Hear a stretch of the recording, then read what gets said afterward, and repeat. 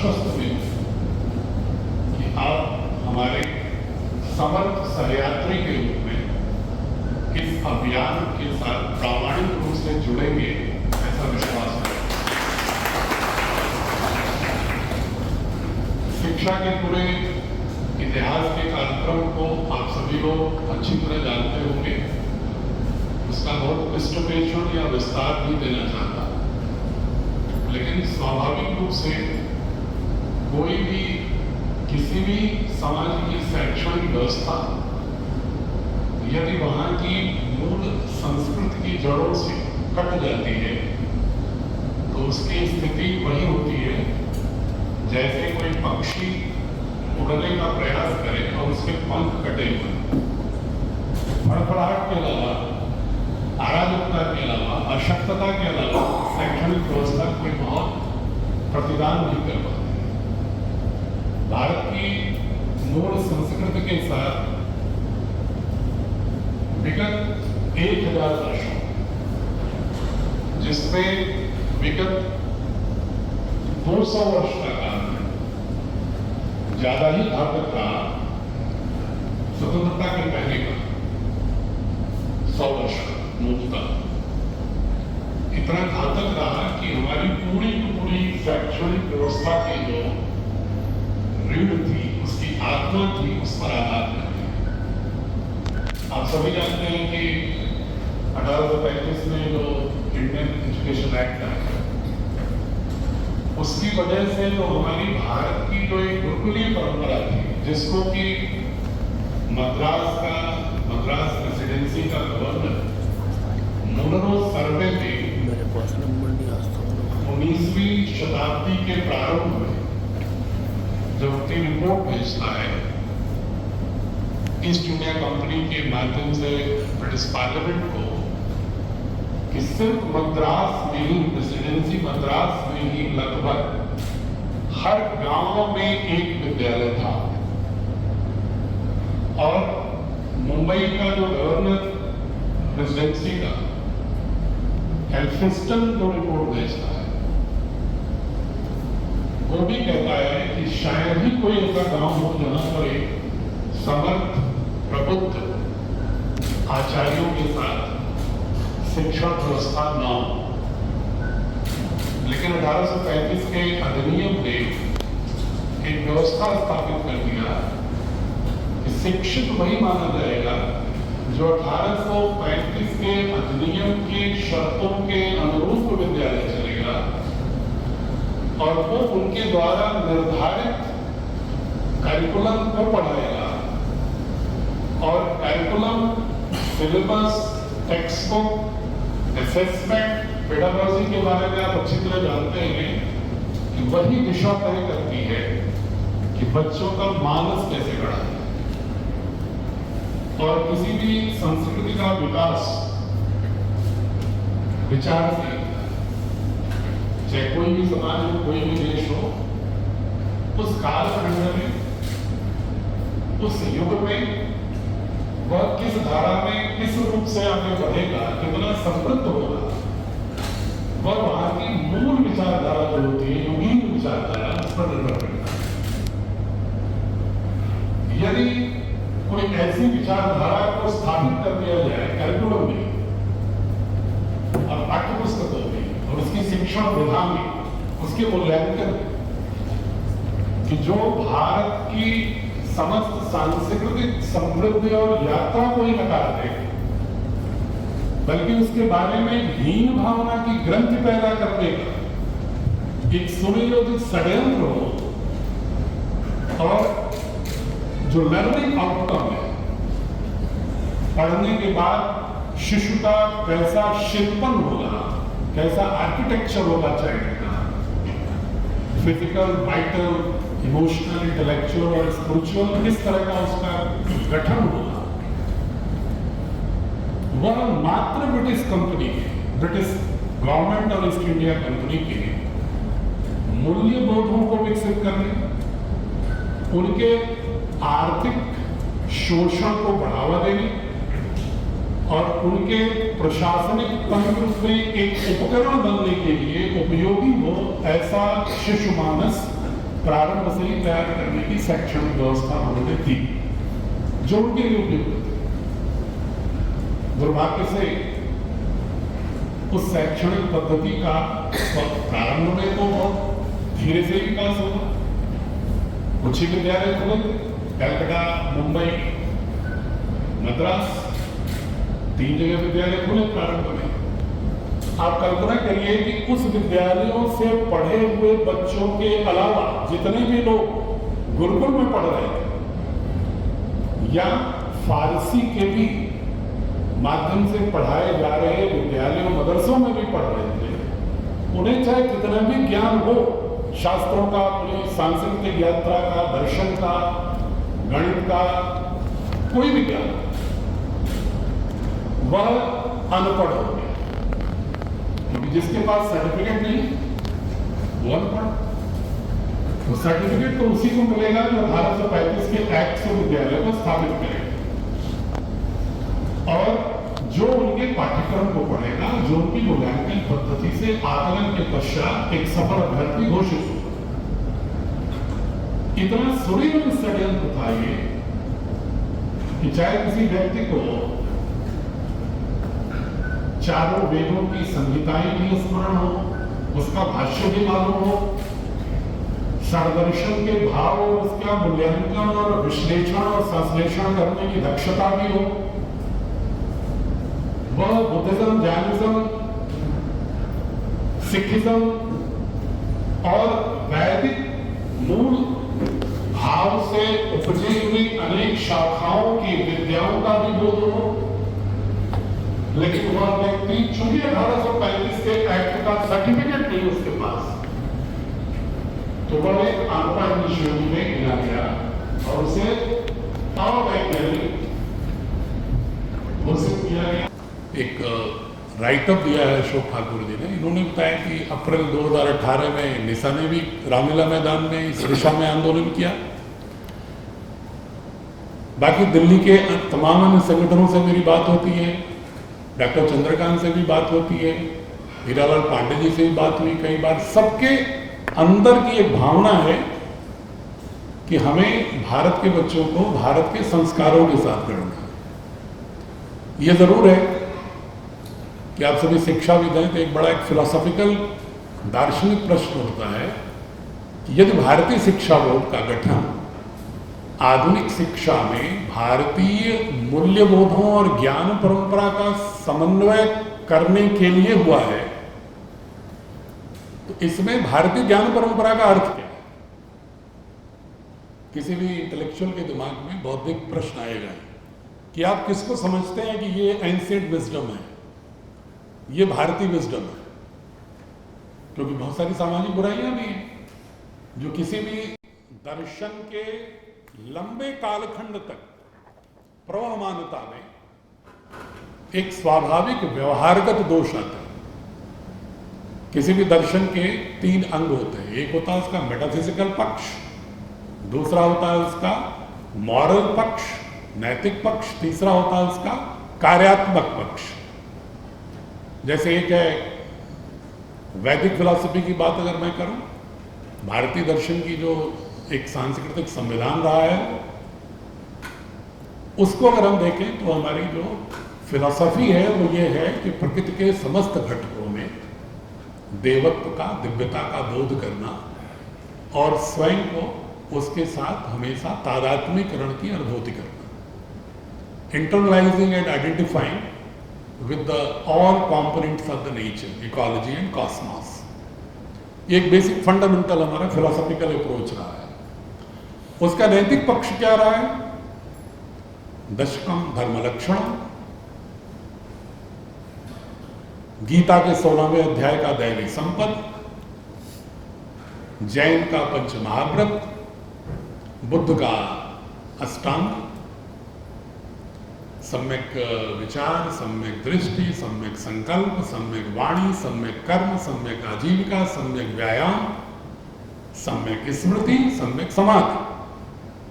पतंजलि के योग दर्शन का यम नियम, ये इस तरह से और अगर हम गिनती करेंगे तो बहुत सारे, लेकिन वो मूल्यबोध अगर आप इकट्ठा करें, एकत्रित करें एक जगह, जो मैंने किया है, तो लगभग 36 ऐसे मूल्यबोध हैं जो भारतीय संस्कृति के, जो उसका नैतिक पक्ष है कि कैसा मनुष्य होना चाहिए। जो हम कहते हैं कि आदर्शतम व्यक्तित्व गढ़ना शिक्षा का उद्देश्य होना चाहिए, तो आदर्शतम व्यक्तित्व को कैसे परिभाषित करेंगे, उसके लिए हमारे भारतीय मूल्यबोधों में बहुत ही विस्तार से उसकी चर्चा है, बहुत ही उदात्त रूप में, बहुत ही ओछे रूप में नहीं, बहुत ही गहराई में। तीसरा पक्ष होता है कार्यात्मक, कि जो कोई संस्कृति बहुत लंबे समय तक चलती है तो उसमें कोई दोष आ जाते हैं, कार्यात्मक दोष, क्योंकि एक हमारे नहीं स्वार्थ भी होते हैं, वेस्टर्न इंटरेस्ट, वो कभी जो आदमी उस पर महत्वपूर्ण होता है, जिसका प्रभुत्व होने लगता है, वो अपने अनुसार समाज की धारा को मोड़ने लगता है और उसके प्रतीकों को ऐसा परिभाषित करने लगता है। जिसको कहते हैं कार्यात्मक सिंबल्स, जैसे हमारे रिचुअल्स हैं, वो कार्यात्मक पक्ष है, लोगों को जोड़ने के लिए।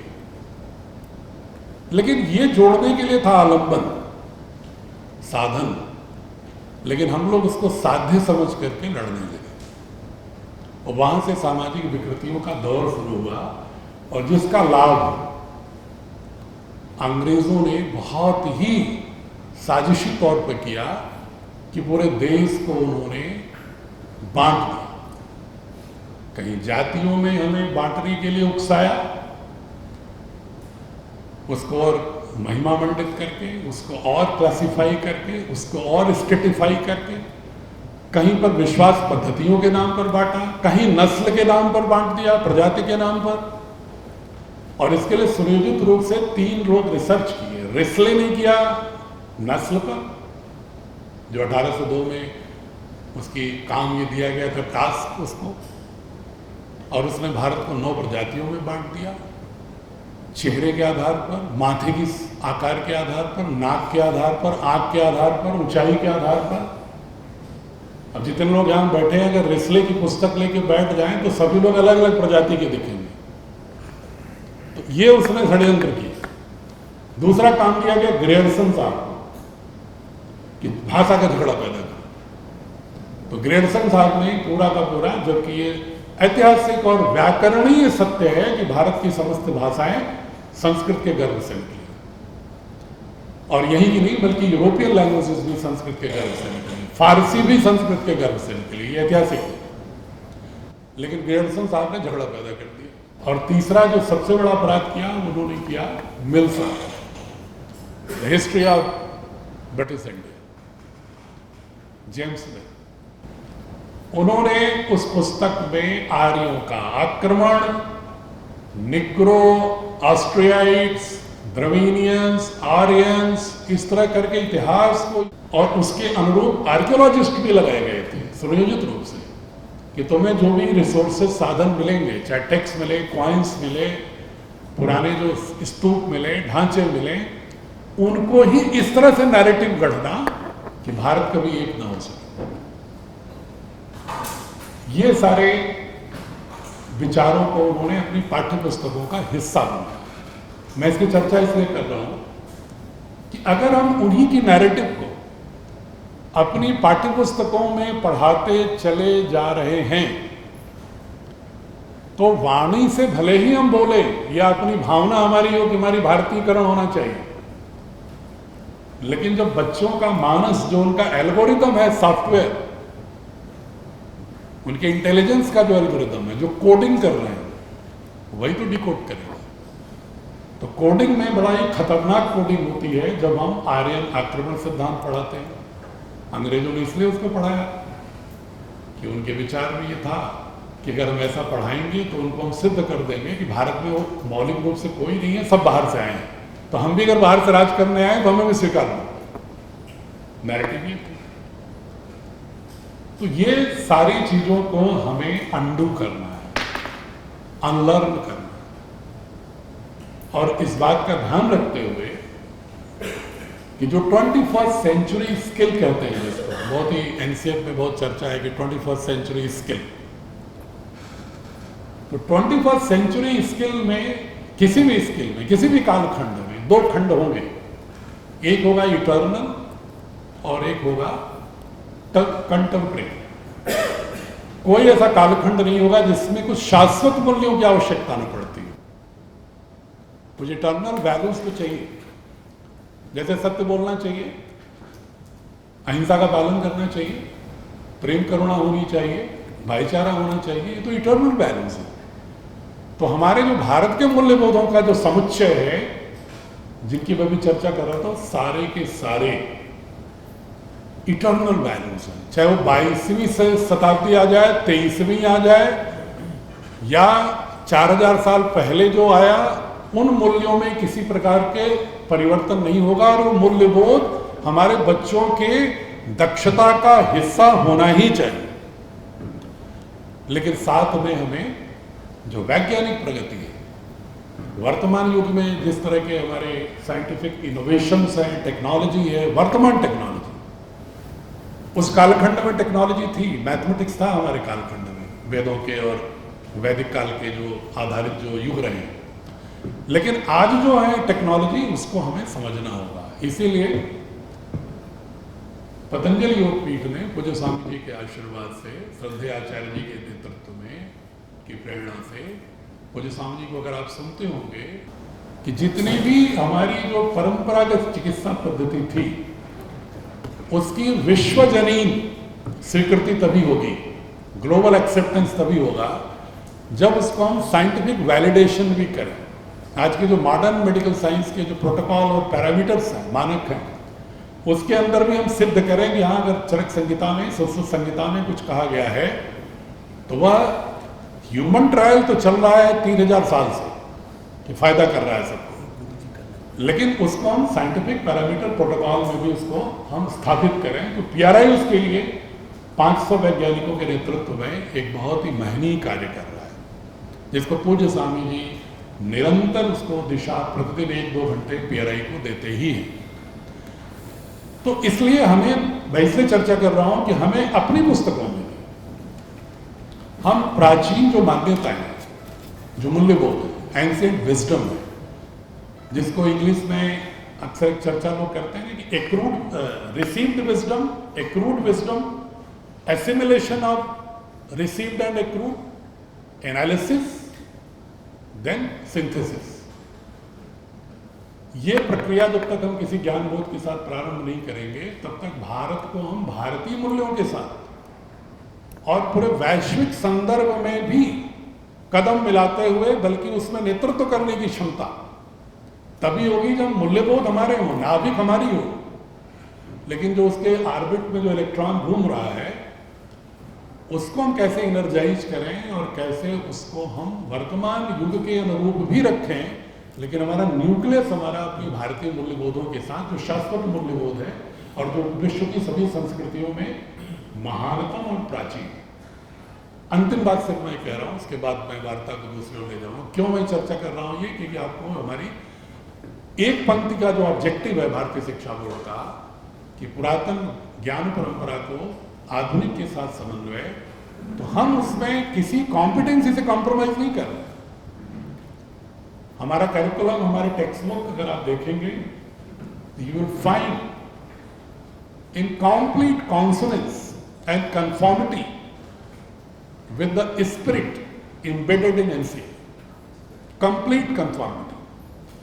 आप अगर एक भी चैप्टर पूरा अगर हमारी किताब का पढ़ लेंगे, तो आपसे हम चर्चा भी करेंगे, 1-2% छूट सकता है, किसी भी व्यक्ति से छूट सकता है कोई भी प्रयोग करने में, लेकिन आप उसमें पाएंगे कि किसी भी प्राइवेट पब्लिशर की किताब, इवन एनसीईआरटी भी भारत सरकार की संस्था है, मैं उसको चुनौती नहीं देना चाहता, लेकिन अगर हमारी पुस्तक देखेंगे आप, तो आपको कंप्लीट रेजोनेंस दिखेगा एनसीएफ से भी, भारतीय मूल्यबोधों से भी, और मॉडर्न जो पेडागोजिकल अप्रोच है, असेसमेंट का अप्रोच है, उसके अनुरूप एक्सरसाइजेज और उसके अनुरूप पाठों के वर्टिकल और हॉरिजॉन्टल प्रोग्रेशन का, उसका ध्यान रखा गया। इसीलिए हमने बहुत सारे शिक्षाविदों को अपने साथ जोड़ा हुआ है कि किसी प्रकार के मॉडर्न जो मेथडोलॉजीज हैं, उनको भी हमारे पास क्रिटिकल एनालिसिस करके those should also be embedded with our गुरुकुलीय सिस्टम, और जो एक व्यवस्था है वो चलती गई। अब मैं बहुत दार्शनिक पक्ष में जाऊंगा तो बहुत समय लगेगा, इसलिए मैं इसके वैधानिक पक्ष की ओर बता रहा हूं कि वैधानिक पक्ष में भारतीय शिक्षा बोर्ड एक भारत सरकार द्वारा गठित नेशनल स्कूल एजुकेशन बोर्ड है, setup by government of India and with due diligence and legal process following the due procedure of law. The government of India has selected Patanjali Yogpeeth as a sponsoring body to run the Bharatiya Shiksha Board financially, administratively and vision-wise independent. The only expectation that should comply the norms of NCA. कि national curriculum frame work हो पूरा और उसमें objective हो कि आधुनिक भी के साथ कैसे हम ब्यूटीफुल ब्लेंडिंग करेंगे। ब्यूटीफुल शब्द इसलिए प्रयोग कर रहा हूं कि बर्डन नहीं करना है बच्चों को। ऐसा नहीं कि हमने किताबें अभी तक मैथमेटिक्स की मान लो बन रही हैं 200-250 पेज की, तो हम एंशिएंट विजडम को इंटीग्रेट करने में उसको 400 पेज कर दें, तो फिर टाइम, टीचर्स, स्टूडेंट, पूरा जो इसका एक स्ट्रक्चर है वो टाइम और वर्क डिस्ट्रीब्यूशन का टूट जाएगा, लेसन प्लानिंग का। तो हम पेजेस को नहीं बढ़ा रहे, लेकिन उसी के अंदर खूबसूरती से कैसे मॉडर्न कॉन्सेप्ट के साथ साथ बच्चों को ये गरिमा भी दे रहे हैं कि किस तरह से हजारों साल से हमारी जो यात्रा है वह मात्र पंथिक नहीं रही। मैं जानबूझ करके धर्म शब्द प्रयोग नहीं कर रहा हूं, पंथिक कह रहा हूं। रिलीजन की हिंदी पंथ मानता हूं कि पंथ वाइज नहीं रही, पंथवार नहीं रही है। हमारा जो अंग्रेजों ने भूल भी ये किया, इसमें वादियों की बात करते हैं जब लाक, बर्कले और ह्यूम की बात करते हैं, या फ्रेंच रेवोल्यूशन के हम मॉन्टेस्क्यू और वॉल्टेयर और रूसो की बात करते हैं, तो उनके जो दर्शन है वो क्रिश्चियनिटी का जो बिलीफ सिस्टम्स है उससे टकराव है। क्यों? क्योंकि बिलीफ सिस्टम में मैथमेटिक्स नहीं है, बिलीफ सिस्टम में साइंस नहीं है, बिलीफ सिस्टम में जीवन दर्शन नहीं है। उस बिलीफ सिस्टम में सिर्फ एक तुम ऐसा विश्वास करो तुम्हारा कल्याण होगा। जैसे कि हमारे यहाँ भी बहुत सारे लोगों ने प्रयास किया है, माफ करेंगे जो लोग अगर किसी को बुरा लगे, कि जिस तरह के रिचुअल्स को हमारे यहाँ बहुत ही कंजर्वेटिव बना दिया गया साधनों को, उन्होंने भी यही प्रयास किया है कि जो मूल धर्म के हमारे साइंटिफिक एलिमेंट थे वो गौड़ हो गए, और जो ऐसा पक्ष था कि सिर्फ विश्वास करो, कोई दिमाग मत लगाओ, वो पक्ष हावी हो गया। इसलिए अंग्रेजों को लगा, जर्मन और फ्रेंच सारे फिलोसफर्स को, कि शायद भारत का भी जो संस्कृत के ग्रंथ हैं इसमें सिर्फ बिलीफ सिस्टम, इसमें कोई एस्ट्रोनॉमी नहीं है, इसमें कोई मेडिकल साइंस नहीं है, चिकित्सा पद्धति नहीं है, इसमें कोई मैथमेटिक्स नहीं है, न उसके आधार पर कोई मैथमेटिक्स बाद में आई, क्योंकि उन्होंने आर्यभट्टी पढ़ा, न उन्होंने सूर्य सिद्धांत पढ़ा, न उन्होंने सिद्धांत कौतुकी पढ़ी, न उन्होंने स्फट सिद्धांत पढ़ा ब्रह्मगुप्त का, पढ़ा नहीं उन्होंने। तो उनको लगा कि ये तो सब बिलीफ सिस्टम, और संस्कृत में कोई ग्रंथ है इसका मतलब बिलीफ सिस्टम, उन्होंने उसको अनटचेबल कर दिया। तो उनको भ्रांति हो गई कि हम पहली बार विज्ञान समझा रहे हैं, हम पहली बार गणित समझा रहे हैं, इन्हें तो मालूम ही नहीं है, हम इनको पहली बार डेमोक्रेसी समझा रहे हैं। लेकिन जिन्होंने जो बाद में पढ़ा, फ्रेंच फिलोसोफर जो थे, बल्कि यहाँ तक भी है, पोनेश जी हमारे बहुत ही प्रबुद्ध व्यक्ति हैं, ये सहमत होंगे इस बात से कि जब दारा शिकोह ने उपनिषदों का फारसी में अनुवाद कराया और उसका निजी चिकित्सक जो फ्रांस का था, औरंगजेब द्वारा दारा शिकोह की हत्या के बाद उन ग्रंथों को लेकर के गया औपनिषद नाम से फ्रेंच में, और डुपरोन ने जब उसका फ्रेंच अनुवाद किया और स्नीगल बंधुओं ने जब जर्मन में अनुवाद किया, तो वहीं से धारा उभरती है 17वीं शताब्दी के यूरोप के तर्कवाद और अनुभववाद की, और उसी के आधार पर फ्रेंच रेवोल्यूशन खड़ा होता है। लेकिन इतनी बड़ी दार्शनिक व्याख्या और पूरा करने के लिए पूरा पढ़ना पड़ेगा यूरोप के भी दार्शनिकों को, फारस के भी दार्शनिकों को और अपने दार्शनिकों को। तो ये भारतीय शिक्षा बोर्ड में, मैं इसलिए इन बातों को बहुत हल्के हल्के में चर्चा कर रहा हूँ संक्षेप में, कि हम अगर कोई पुस्तक बना रहे हैं तो हम इन समस्त दार्शनिक जो पूरे विश्व के विचार हैं और उनके कालखंड है, और उसमें अपने विचार और अपने कालखंड और उसकी वर्तमान में उपादेयता को देखते हुए उस रूप में ही हम पाठ रूप को सृजित कर रहे हैं, विकसित कर रहे हैं।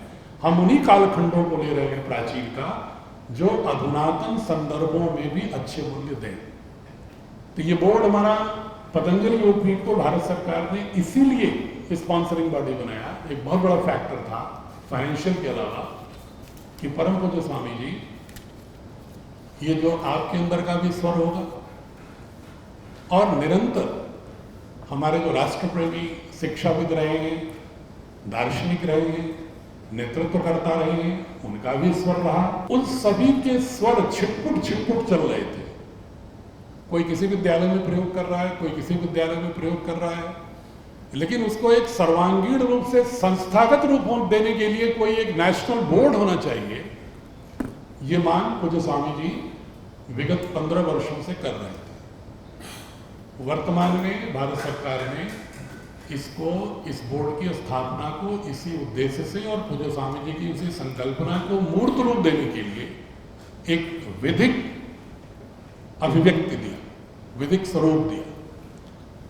और यह बोर्ड भारत सरकार ने, आप लोग कोप्से को तो जानते हैं, सारे जितने बोर्ड हैं वो कोप्से से इक्विवेलेंस लेते हैं। राज्य सरकारों ने भी कानून बना रखा है कि कोप्से से आपका है कि नहीं बोर्ड रजिस्टर्ड, लेकिन वो कोप्से एक प्राइवेट सोसाइटी थी जो हमने एग्जामिन किया, क्योंकि मैं भी भारतीय प्रशासनिक सेवा का अधिकारी रहा हूँ, तो मुझे इसकी डिटिग्रिटीज भी मालूम थी। जब गहराई में गया तो पूज्य स्वामी जी से अनुरोध किया और पूज्य स्वामी जी ने केंद्रीय शिक्षा मंत्री से मिले और उनको समझाया गया कि भाई ये प्राइवेट सोसाइटी का चक्कर नहीं लगाएंगे। आप गवर्नमेंट ऑफ इंडिया क्यों नहीं एक ऐसी संस्था बनाती है, नोटिफिकेशन करती है, जो एक और आप एनईपी बना रहे हो और तो सारे जितने भी देश के बोर्ड हैं उनके बीच में इक्विवेलेंस ड्रा करना, समतुल्यता और समकक्षता स्थापित करना भारत सरकार की जिम्मेदारी है। तब उन्होंने एसोसिएशन ऑफ इंडियन यूनिवर्सिटीज को, जो उसकी ऑटोनोमस बॉडी है government of India higher education department की, उसको उन्होंने नोटिफाई किया और उसके लिए मानक बनाए। उस मानकों के आधार पर भारतीय शिक्षा बोर्ड एकमुश्त आदेश भारत सरकार के देश के सभी राज्य बोर्डों और नेशनल बोर्ड के समकक्ष विधिक रूप से घोषित है, नोटिफाइड।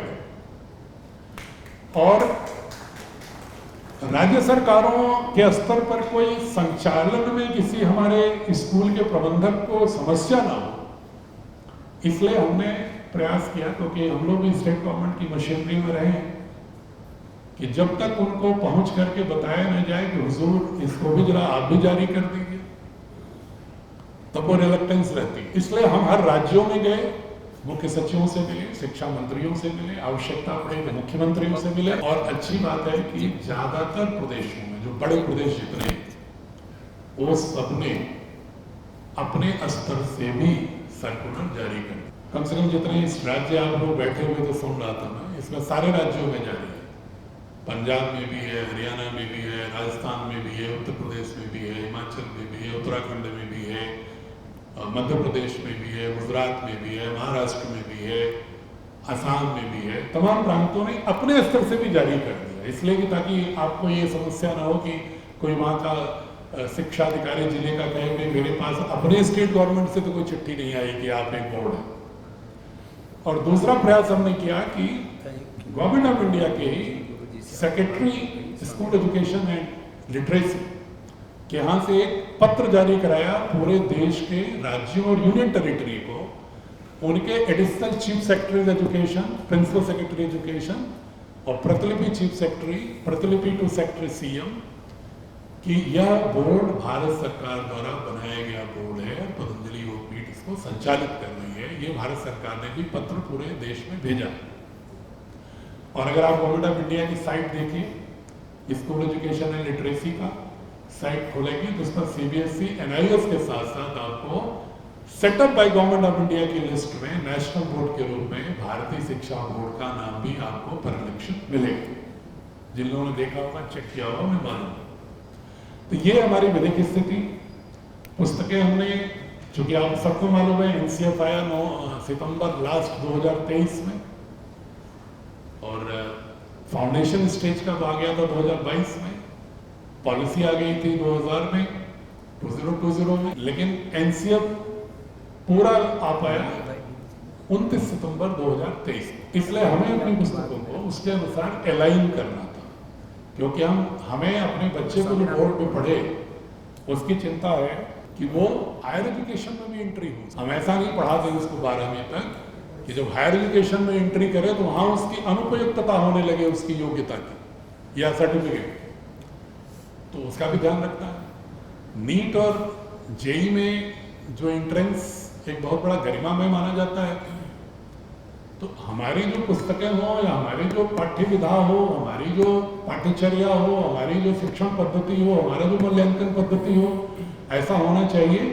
कोशिश तो हमारी ये है, अगर सबका सहयोग मिलेगा, कि हमारी पुस्तकें और हमारी ट्रेनिंग शिक्षकों की हम ऐसी देना बल्कि शुरू भी कर दिया विश्वविद्यालयों को, कि उनके हमारी जो 9वीं से 12वीं की पुस्तक आएगी, अभी तो चूंकि उसका सिलेबस डिफाइन नहीं किया पूरा NCERT और पैनल है गवर्नमेंट के, इसलिए we are also waiting for their approach, ताकि उससे बेटर बनानी है। तो हमारा उद्देश्य तो है कि हम ऐसी पुस्तकें लाएं मैथमेटिक्स और साइंस की कि और ऐसी मूल्यांकन पद्धति पाएं कि ऐसा ना हो कि 12वीं का बच्चा 100% पा रहा है बोर्ड के एग्जाम में, और लेकिन जब कॉम्पिटिटिव एग्जाम में जा रहा है तो परसेंटाइल आ रहा है उसका 48, 50। तो कहीं ना कहीं तो या तो सिंक्रोनाइजेशन नहीं है सिस्टम में, या कहीं ना कहीं क्वालिटेटिव डिफरेंस है, कहीं ना कहीं अप्रोच का डिफरेंस है। तो हम इसीलिए अपनी पुस्तकों के लिए, विज्ञान की पुस्तकों के लिए, प्रोफेसर SC वर्मा का शायद नाम सुना होगा आप लोगों ने, फिजिक्स वाले, द कॉन्सेप्ट ऑफ फिजिक्स जिन्होंने लिखा है, और शायद ही देश का कोई ऐसा IITian होगा जो अपनी एंट्रेंस एग्जामिनेशन की कंपटीशन की तैयारी में कॉन्सेप्ट ऑफ फिजिक्स बिना पढ़े चला गया। वो हमारी साइंस डेवलपमेंट कमेटी के अध्यक्ष, और उनके साथ IT के अनेक प्रोफेसर, अनेक अच्छे PGT और अनेक कोचिंग इंस्टीट्यूट के भी जो नामवर लोग हैं, उनको भी रखा है, कि ताकि एक ब्लेंडेड डिजाइन आए, कि किसी प्रकार का कोई कॉन्फ्लिक्ट ना हो बोर्ड एग्जामिनेशन और नीट और जेईई एग्जामिनेशन में। दो पक्ष भी हमने पूरा ध्यान रखा है। लैंग्वेजेस का भी पक्ष रखा है कि हमारा 8वीं तक का बच्चा कम से कम भारत की 15 भाषाओं में लगभग 100 शब्द जाने, ये भी ध्यान रखता है कि अगर वो सिर्फ हिंदी बेल्ट का है तो हिंदी ना जाने, वो तेलुगु, मलयालम, असमिया, तमिल, कन्नड़ में भी प्रारंभिक बातचीत करने लायक हो जाए। वरना हम विदेश में तो जाके बात कर लेते हैं, लेकिन अपने देश में अनजाने हो जाते हैं। तो भारत को एक करना है, तो एक भावात्मक एकता के लिए भाषा भी बहुत बड़ा महत्वपूर्ण है, इसलिए बहुभाषिकता को हमने पूरा हमें आपकी पाठ्य पुस्तकों में देखेगा।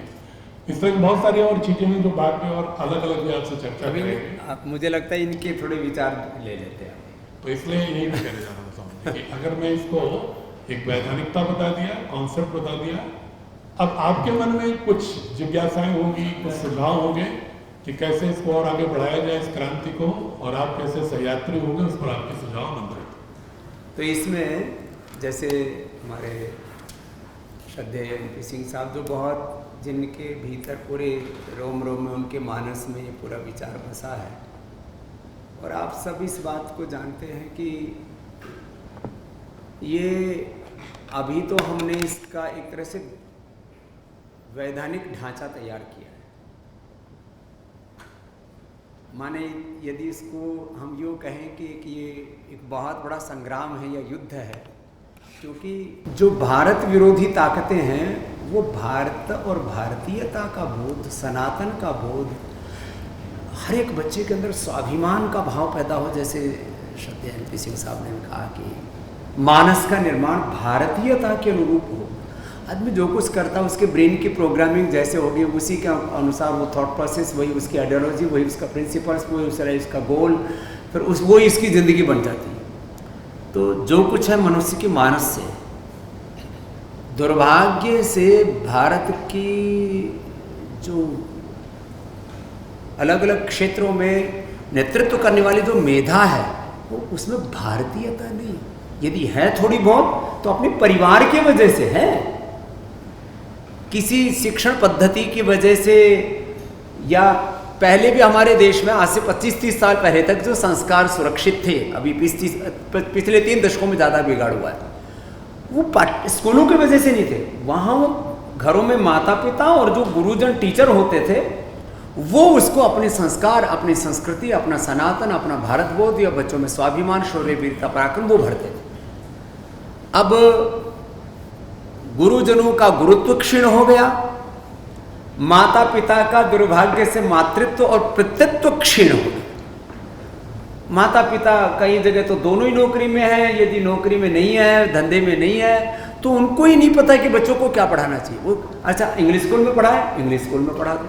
अच्छा ये थोड़ा सा अलग कर रहे हैं, जो है अशोक जी, तो इनके स्कूल में पढ़ा दो, ये कुछ थोड़ा सा कुछ अलग पढ़ा रहे हैं तो इनके स्कूल में ट्राई कर लेते हैं। अच्छा इधर चंद्रकांत जी जैसे बता रहे थे, आपके साथ इतना एक पूरा दिल्ली का समूह जुड़ा था, अच्छा चलो इस स्कूल में ट्राई कर लेते हैं। इस स्कूल में ना कुछ थोड़े अच्छे से संस्कार देते हैं, यहाँ थोड़ा सा वो जो है तैयारियाँ अच्छी करा देते हैं कंपटीशन की, यहाँ जो है यहाँ थोड़ा सा इंग्लिश अच्छा पढ़ा देते हैं, यहाँ थोड़ा मैथ अच्छा पढ़ा देते हैं, इस स्कूल में डिसिप्लिन बड़ा अच्छा है। और भाई देखो 50% से ज़्यादा लोगों के हालत तो ये रहती है, भाई बच्चा स्कूल में चला जाए, जो भी पढ़ ले आगे उसकी किस्मत। बहुत से लोग तो सोचते ही नहीं, भाई जहाँ भी है बच्चे के पास में। और फिर क्योंकि 99% माता पिता, अब ये कुछ बहुत इलीट क्लास छोड़ दो, वो जागरूक हो तो अलग बात है, अरे ठीक है बच्चा 10वीं ठीक से हो गई, कोई भी बोर्ड से होगी, 12वीं होगी, अब तो इसका कैरियर, असली कैरियर तो कॉलेज में, यूनिवर्सिटी में जाके बनेगा। और वहाँ से जब IIT और IIM के 25% बच्चे बेरोजगार हैं, तो ऑफिशियल रिपोर्ट है, और 25% जो है डिप्रेशन में है। आधी आबादी वहाँ की जब बेरोजगार है या वो काम धंधा करते हुए भी बेकार सी है, उसके अंदर वो जज्बा, वो शौर्य, वो वीरता, वो पराक्रम, कुछ नया करने का क्रिएशन वो ही नहीं है, तो फिर सामान्य स्कूलों से या सामान्य कॉलेज यूनिवर्सिटियों से, या कई बार जिनके पास पैसे हैं वो ही नहीं देखते क्या पढ़ा रहा है बच्चों को, स्कूल का नाम कितना है। अच्छा मेरा बच्चा वहाँ पढ़ रहा है देहरादून में, मेरा बच्चा अलग अलग पूर्व पश्चिम उत्तर, फीस ज़्यादा है, जहाँ फीस ज़्यादा है, जिनके थोड़ा नाम ज़्यादा है, जहाँ अच्छा वहाँ कितनी फीस है, बस 10 लाख रुपए। बिल्डिंग बड़ी है, हाँ बिल्डिंग बड़ी है, फीस बड़ी है। हम जिस लेवल का स्कूल मेंटेन कर रहे हैं, देहरादून में इसी लेवल के स्कूलों में 15 से 20 लाख रुपए ले रहे हैं, और दे रहे हैं लोग। और ये तो मैंने रेसिडेंशियल का बताया, मैंने तो गुड़गांव का और दिल्ली का और ऐसे मुंबई आदि का पूछा, 5-5 लाख तो 5-5 लाख दाखिला के समय और मंथली ले रहे। मैंने कहा क्या है भाई, मैं 1-2 स्कूल में गया, बोले पूरा एयर कंडीशन है। मैं तो एयर कंडीशन चाटेंगे इसको, ओढ़ेंगे बिछाएंगे, क्या करेंगे बच्चे, बल्कि इसमें तुम्हारे बच्चे प्रमादी और बन जाएंगे। हम लोगों को पता ही नहीं था पसीना क्या होता है, धूप क्या होती है, सर्दी गर्मी क्या होती है, ऐसे पढ़े हम लोग। खैर अब ये जो एक बड़ी चीज़ है कि हम इसको एक बड़ी क्रांति के रूप में, एक आंधी के रूप में इस अभियान को शुरू करेंगे। इसका जो एक वैधानिक उसकी लीगलिटीज़ हैं, फॉर्मेलिटीज़ हैं, वो पूरी हो गई, वो सब आपको बताया। और आप जिन स्टेट से ताल्लुक़ रखते वहाँ तो कोई बची ही नहीं है, दिल्ली से लेकर के राजस्थान, हरियाणा, पंजाब, यूपी, ये तो सब हो गए। और जहाँ कहीं नहीं भी है, एक 15 स्टेट के करीब हो गए हमारे पूरे, या 15 स्टेट पूरे हो गए। जहाँ नहीं भी है तो हमारे पास में भारत सरकार की तरफ से मैंडेट है, 30 दिन का समय है। 30 दिन में यदि उनकी तरफ से कोई उत्तर नहीं आता है, विरोध तो कर नहीं सकते हो, तो वो मान्यता समझी जाएगी। तो कोई इशू नहीं है किसी भी प्रकार का। तो हम तो हर सब्जेक्ट्स में, माने भारत बोध, सनातन का बोध, गौरव स्वाभिमान का भाव, ये तो सब है। और मॉडर्न जितने भी सब्जेक्ट्स हैं उसमें भी लेटेस्ट नॉलेज, इंफॉर्मेशन और अपडेट्स।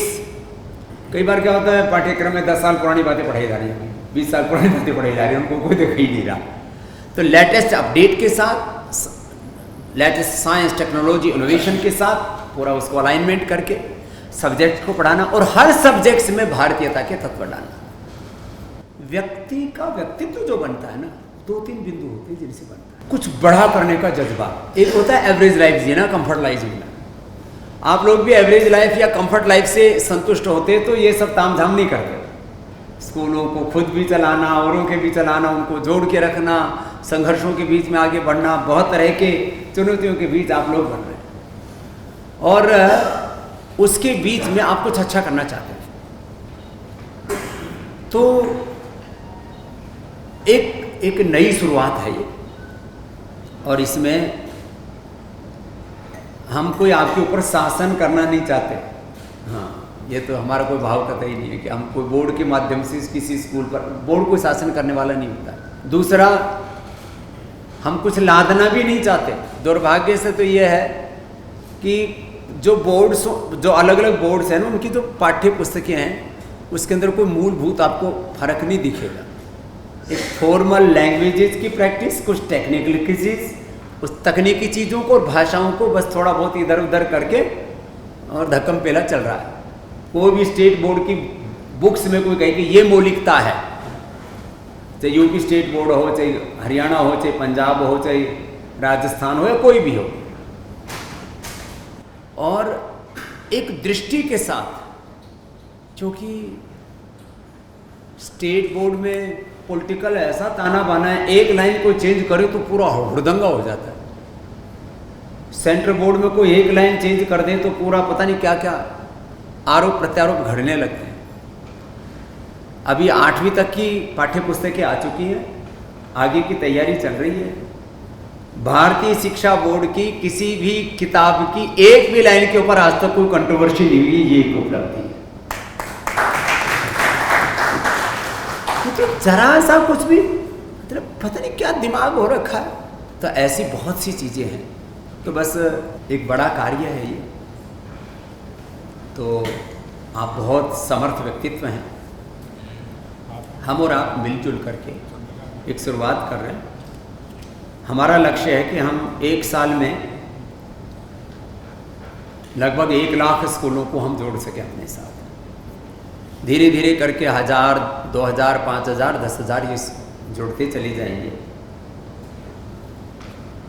अब आप दिल्ली के और दिल्ली के आस पड़ोस के जो स्कूल हैं वो आप एक तरह से देश के, आज उसको हृदय स्थान कहा जाता है, मतलब देश के हार्ट में बैठे हैं। यद्यपि उत्तर में है ये जो है दिल्ली, लेकिन वहाँ से कोई बात उठती है तो उसका असर दूर तक जाता है। तो आप लोग इस पूरे अभियान से, आंदोलन से जुड़ते हैं तो हम जो कुछ हमें हासिल करना है, जो कुछ एक परिवर्तन की शुरुआत करनी है, एक मैंने कहा जिसको आंधी और तूफान की तरह हमें लेकर के आगे बढ़ना है, तो उसमें आप एक तरह से उसके पुरोधा के रूप में, एक प्रथम पंक्ति में खड़े होने वाले व्यक्तित्वों के रूप में, स्कूलों के रूप में, योद्धाओं के रूप में आप लोग आगे आएँ। आदरणीय सिंह साहब ने सबसे आग्रह किया, और आप यहाँ देखो हर आदमी के पास समय की इतनी अल्पताएँ हैं, अपने वैयक्तिक कार्य, संस्थागत कार्य, सामाजिक कार्य, उसके बीच में आप लगभग ये 2 ही दिन हो जाते हैं हरिद्वार आने जाने। इतना वक्त आप निकाल करके आए, और इसके लिए मैं आपका हृदय से कृतज्ञ हूँ। तो अभी इसके ऊपर आपके विचार विमर्श इसको आगे बढ़ाते हैं, और जैसे आदरणीय सिंह साहब ने कहा, हम सहयात्री होकर के इसको आगे बढ़ाएं। और यह जो शिक्षा के परिवर्तन की, शिक्षा की क्रांति का एक बहुत बड़ा अनुष्ठान है कि मैं तो इसको सुबह भी जैसे बता रहा था योग सत्र में भी, शिक्षा की आज़ादी का आंदोलन। राजनीतिक आज़ादी तो हमें 77-78 साल पहले मिल गई। किसी के पास कोई ऐसे एक वैधानिक पूरा ढांचा, एक पूरा पाठ्यक्रम, पूरा सिलेबस, उसकी पेडोलॉजी, पूरी उसके पीछे की दृष्टि, वो आप सब प्रकार से उसको संस्थागत रूप से, वैधानिक रूप से जो डिग्री बता रहे थे, तो डिग्री भी अपनी, डिग्निटी भी अपनी, सब कुछ जो हम चाहते हैं वो हम बच्चों तक संप्रेषित करते हैं। इतना एक पूरा ताना बाना ये पूरा तैयार है। आज हमने ये जो कुछ भी कर पाए हैं, अब जैसे आप जहाँ बैठे हैं तो विश्वविद्यालय का अपना पार्ट है, इसके बगल में जो है अभी क्योंकि क्रम से 2 साल में पूरा, अब 8वीं तक तो सारा पाठ्यक्रम हमने भारतीय शिक्षा बोर्ड का लागू कर दिया। आचार्य कुलम आपके बगल में है। माने चाहे आप इंफ्रास्ट्रक्चर बोलो, उसमें जो कैरेक्टर बिल्डिंग का काम हो रहा है वो देखो, और एक पूरी दिनचर्या देखो। सुबह 4 बजे से लेकर 10 बजे तक रेजिडेंशियल स्कूल की अलग प्रकार की दिनचर्या हो जाती है, एक अलग बात है। तो लेकिन एक पूरे आदर्श रूप में इसको आगे बढ़ावें। तो हम जहाँ आपके जो भी इसमें सुझाव हों, जो भी आपके विमर्श हों, उनको आप रखिए, उसको आगे बढ़ाएं। स्वामी जी, सहयात्री में बड़े भाई का रोल चाहिए आपका। जी जी, क्योंकि हमसे गलतियाँ, हम में कमियाँ स्वाभाविक है और होनी भी चाहिए। आप सामर्थ्य है तो बड़े भाई का रोल चाहिए होगा, जिससे सबसे पहली प्रॉब्लम मैं अपने भाई से उठवाता हूँ कि कोचिंग सेंटर वही पढ़ाते हैं जो स्कूल में पढ़ा जाता है। और अच्छी चीज़ ये है कि भारतीय शिक्षा बोर्ड ने जो किताबें बनाई हैं, जो सनातन का अर्थ है जो था, है और रहेगा। सनातन का अर्थ ये नहीं है कि प्राचीन या पुरातन का आदि, ये ऐसा नहीं है। तो जो किताबें बनाई है, क्योंकि मैंने MP सिंह जी ने दी थी किताब, मैंने स्टडी करी सर को, जितनी बेहतर तरीके से उस किताबों को लिखा गया है और बेहतरीन लोगों ने लिखा है, उससे वो बच्चा कॉम्पिटिटिव एग्जाम के लिए तो तैयार है।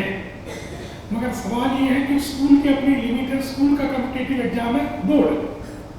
अब बोर्ड से तो एंट्रेंस मिल नहीं रही जी वगैरह में, तो हमें ये चाहिए कि जो जी और ये सब की जरूरत है वो आप बड़े भाई के रूप में हमारे स्कूल में ही स्थापित करें, ताकि हमारा काम भी बना रहे, हमारा नाम भी बना रहे और छोटा मोटा दाम इधर उधर चलता रहे।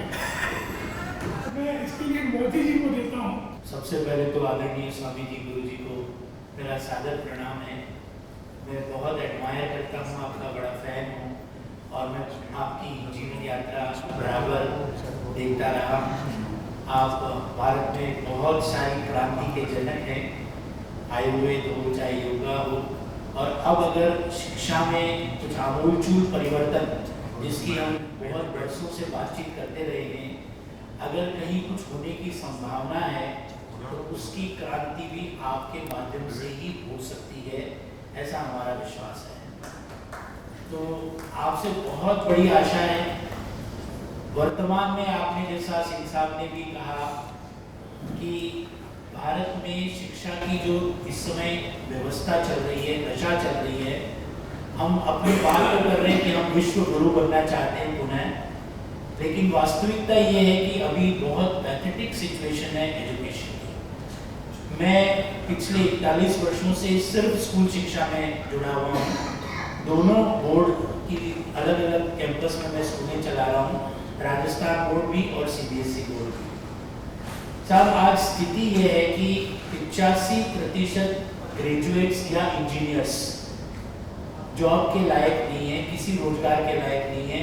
दे आर नॉट एम्प्लॉयबल, क्योंकि वो वहां तक पहुंच रहे हैं लेकिन उनकी जड़ें इतनी कमजोर होती चली जा रही है स्कूल से ही। स्कूलों में जो परीक्षा और मूल्यांकन पद्धति अपनाई जा रही है वो बहुत ज्यादा दोषपूर्ण है। आज बोर्ड परीक्षाओं में सामान्यतया फेल होता ही नहीं है। फेल होने वालों की संख्या बहुत कम हो गई है, न्यूनतम हो गई है। उसका रीजन है कि मैं बहुत गहराई में गया हूँ और प्रतियोगी परीक्षाएं आजकल हावी हो गई है। बोर्ड की परीक्षा की मार्कशीट या सर्टिफिकेट की कहीं कोई वैल्यू नहीं रही। आज उस सर्टिफिकेट के आधार पर सामान्य डिग्री कॉलेज में भी प्रवेश नहीं मिलता है।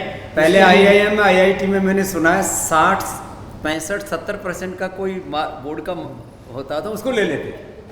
वो बोर्ड वाले तो लेस ही कर दिया। बोर्ड में 99% भी है बच्चे के, तो भी उसको सामान्य यूनिवर्सिटी के कोर्स के लिए भी CUET एग्जाम देनी पड़ती है। मेडिकल और इंजीनियरिंग के लिए तो नीट और IIT JEE देना ही पड़ता है, यानी आज बोर्ड की स्थिति ये है सर, बड़े दुर्भाग्य से मैं कह रहा हूँ कि हम अस्तित्व की लड़ाई लड़ रहे हैं। बच्चा बोर्ड का मेरे यहाँ पढ़ना ही नहीं चाहता, जो इतना बड़ा इंफ्रास्ट्रक्चर, इतनी सुंदर व्यवस्था, इतने टीचर्स अच्छे लगा रखे, लेकिन स्कूल में नहीं पढ़ना चाहता वही बच्चा। नहीं, एकदम आपने वैलिड पॉइंट उठाया कि जो कॉम्पिटिटिव एग्जाम्स है वो बहुत हावी हो गए। जी सर, वो नीट मतलब एनटीए की मार्कशीट वही मायने रखती है। एनटीए नेशनल टेस्टिंग एजेंसी की मार्कशीट नंबर 1 पे होती है, बोर्ड की मार्कशीट तो जस्ट क्वालिफाइंग एग्जामिनेशन, कोई भी बोर्ड हो सर। तो ये इसमें जो बात उठाई है अशोक जी ने कि नीट और जेईई के जो एग्ज़ाम्स आदि और जो कॉम्पिटिटिव एग्ज़ाम्स हैं, हर एक स्कूल यदि इसको उठाएगा तो उसको करोड़ों रुपए का खर्च आता है, उतना तो कैपेबिलिटी हर एक में नहीं, और इसीलिए फिर ये चीज़ें इतनी हावी हो जाती हैं।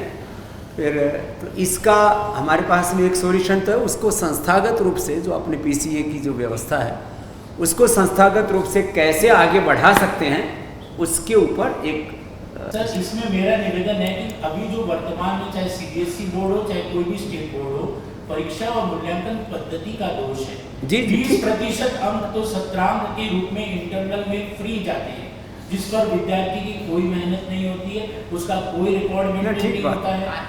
30% प्रैक्टिकल के मार्क्स होते हैं, 50% तो यही हो गए, तो बच्चा तो 70% तो यूं ही ले आया।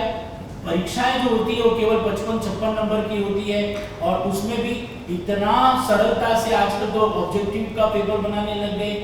बच्चों के ऊपर तनाव नहीं होना चाहिए, बोझ कम होना चाहिए, ये बोल बोल के बस्ते का बोझ कम कर दो, पेपर सरल बना दो, पास करते जाओ, और ये पास होते होते डंप हो गया ऊपर जाकर के ग्रेजुएशन के बाद। यूनिवर्सिटी में भी यही स्थिति है, ऐसी सत्रांक ऐसी परीक्षा पद्धति, ग्रेजुएट हो गया लेकिन उसको आता जाता कुछ नहीं है। जी आपने बात जो वैलिड रखी जी सिंह साहब, थोड़ा जो आपने बोला ना कि ये सीयूटी का एग्ज़ाम देना है या टेक्निकल में जाना है तो हर जगह एंट्रेंस एग्जामिनेशन है, वो इसीलिए हुआ कि बोर्ड अपने असेसमेंट की क्रेडिबिलिटी खो दी, तो इसीलिए अच्छा उसमें एक रीज़न भी था कि प्रारंभ में इतिहास जानते हैं आप लोग कि आईसीएसई में बहुत परसेंटेज हाई मिलता था बच्चों को, तो बहुत सीयूटी तो भी आई है। इससे पहले अच्छी यूनिवर्सिटीज़ में जो एडमिशन्स होते थे वो 12th के सेट मार्कशीट पर होते थे, तो पता चला कि सीबीएसई के या स्टेट बोर्ड के जो बच्चे हैं वो एडमिशन ही नहीं पाते थे। जैसे दिल्ली में अगर कट ऑफ है 95% और अगर कोई बोर्ड अपना असेसमेंट टफ रखता हो तो जाहिर है कि उसका फिर दिल्ली में एडमिशन नहीं हो सकता, चाहे कितना अच्छा बच्चा हो, उस बोर्ड का टॉपर भी हो। तो इसलिए गार्जियंस पर एक दबाव रहता था, तो सीबीएसई ने भी अपने को लिबरलाइज करना शुरू कर दिया कि हमारा बोर्ड कहीं अच्छे इंस्टीट्यूशन में यूनिवर्सिटीज़ में एडमिशन से वंचित न रह जाए। लेकिन अब एक बड़ा, जिसको आप कह रहे हैं ना, बड़ा सौभाग्य का अवसर है कि जब गार्जियन और बच्चे को मालूम है कि हमें बोर्ड की परीक्षा में बहुत ज़्यादा परसेंटेज पाके मिठाई बांटने की बजाय ये खुश होना चाहिए इस पर कि हमने 12वीं तक विषयों का अवधारणात्मक समझ, कॉन्सेप्चुअल अंडरस्टैंडिंग कितना किया, हमने अपने को वैल्यू ड्रिवन पर्सनालिटी कैसे बनाया, इन चीज़ों पर दबाव बढ़ेगा। इसका एक मैं पॉजिटिव देख रहा हूँ उसमें। जब उसको लगेगा कि हम चाहे 95% पाएँ, चाहे 90% पाएँ या 95 पाएँ, बहुत फर्क नहीं पड़ेगा, हमें क्यूब देना पड़ेगा सीयूटी। तो वो फिर हम अपने बोर्ड की किताबों को और अपने असेसमेंट पद्धति को थोड़ा टफ बना सकते हैं, हायर ऑर्डर क्वेश्चंस को भी ला सकते हैं और ज़्यादा से ज़्यादा। हाँ, मैं ये कहना चाह रहा था कि दिल्ली में ऐसे ही जब से हमारी केजरीवाल गवर्नमेंट आई थी, इन्होंने खास तौर पे ऐसा लॉ बना दिया कि 8वीं तक तो बच्चे को फेल ही नहीं कर सकते हम। तो इससे जब बच्चे का बेस ही नहीं होता तो आगे बच्चा क्या 10th पास करेगा और क्या 12th पास करेगा। उसी प्रकार अशोक जी ने कहा है और मोदी जी ने भी कहा है 20% तो वैसे ही मार्क्स देने होते हैं और 30% वैसे तो 50%, 33% में पास होता है बच्चा। मतलब मोदी जी की बात से आप सहमत हैं ना? जी। अच्छा, इससे कोई और भिन्न विचार कोई किसी और के हो, किसी और बिंदु पर? स्कूलों में बच्चे टॉप करते हैं बोर्ड में, स्कूल का बोर्ड में बच्चे टॉप करते हैं, कुछ बच्चे स्पोर्ट्स में बहुत अच्छे होते हैं। हम CBSE को पेमेंट करते हैं, वहाँ मीट होती है खेल, उसके बाद जो बच्चे हो जाते हैं, अच्छे नंबर ले आते हैं, उसके बाद तुम कौन और हम कौन। मगर मैं चाहूँगा कि BSB इस चीज़ को उठाए कि मैं तुम्हारा हाथ नहीं छोड़ने वाला जब तक कि तुम नेशनल या ओलंपिक तक जाके। इससे BSB को भी फायदा है और उस बच्चे को और उस स्कूल को भी फायदा है, क्योंकि नर्सरी खेलों की तो स्कूल से ही बनेगी ना। तो मैं चाहता हूँ कि वो खेलों वाली जो एसोसिएशन है ना, मतलब बड़ी परिधि आ गई अब कि खेलों में जो भी कहीं से भी खेल के आए, फिर वहाँ उनकी एक अलग जो है पूरा धींगा मस्ती चलती है कि हमारी कुश्ती वालों की अलग एसोसिएशन है, क्रिकेट वालों की अलग एसोसिएशन है, भारतीय योग की एक अलग एसोसिएशन अभी हमने बनवाई है। तो इन सब के बीच में हमें अपनी प्रतिभाएं तो घड़नी पड़ेंगी। देखो, मुझे लगता है ये 3 तरफा लड़ाई है। एक, हम प्रतिभाओं का निर्माण करें, मतलब थोड़ा सा अलग हो जाएगा, अब उसको लोग एक्सेप्शन में ले लेते हैं। हमको ना तो भाई गवर्नमेंट स्कूल ने बनाया, ना हमको गुरुकुल ने बनाया, हमने पुरुषार्थ करके अपनी प्रतिभा खुद बनाई कि सारा जग बैरी हो जाए, हमको अपने बल पर आगे बढ़ना है। तो एक तो ये बच्चों के अंदर जगाना, जो मैं कह रहा था, शौर्य, वीरता, पराक्रम, स्वाभिमान, जुनून, पागलपन। मैं पूरी दुनिया के टॉप पॉलिटिशियंस को देखता हूँ, टॉप कॉर्पोरेट्स को देखता हूँ, टॉप मैं साइंटिस्टों को देखता हूँ, वर्ल्ड के टॉप अलग अलग फील्ड में, सोशल फील्ड में, एग्रीकल्चर में, इंडस्ट्री में, हेल्थ में, एजुकेशन में। बेंगलोर में वो जैन है हमारे, स्कूल चलाते। मैंने कहा तू कितना पढ़ा? बोला 8वीं पास। मैंने कहा 8वीं ठीक से पास है कि नहीं? बोल फेल ही हो, ऐसा समझ। और टॉप का स्कूल चलाता है बेंगलोर के अंदर, जैन इंटरनेशनल। मैंने कहा तू ये कैसे चलाता है? बोले मेरे अंदर एक उत्साह था कि मुझे कुछ एजुकेशन में बड़ा करना है। तो वो, मैं ऐसा नहीं कह रहा हूँ कि बिना पढ़े लिखे लोग स्कूल चला लेंगे, और वो बहुत समझदार है, सारी लैंग्वेज जानता है, सारे टेक्निकल इश्यूज जान, उसको पढ़ाई का अवसर नहीं मिला, लेकिन उसको लगा कि मुझे पढ़ा रहे। समझदारी और सर्टिफिकेट के बीच में गैप है, उसी रिश्ते को कायम करना जरूरी है। तो एक प्रतिभा निर्माण बच्चों का, वो तो हम कर ही सकते हैं ना। दूसरा, आपने कहा अपने बोर्ड को हम श्रेष्ठतम रूप में कैसे चलाएं, उसके पाठ्यक्रम, उसकी सारी चीजें, फिर अपने बोर्ड का की भी, उसका भी कुछ एक अहमियत बने ना। फिर वो आ गए, फिर आगे कॉम्पिटिटिव एग्जाम, और कॉम्पिटिटिव एग्जाम से फिर पढ़ाई के साथ फिर आगे डिफरेंट जो अलग अलग कैरियर के अवसर हैं, जैसे स्पोर्ट्स आदि को बताया, इसके बीच में एक संतुलन तो बनाना पड़ेगा।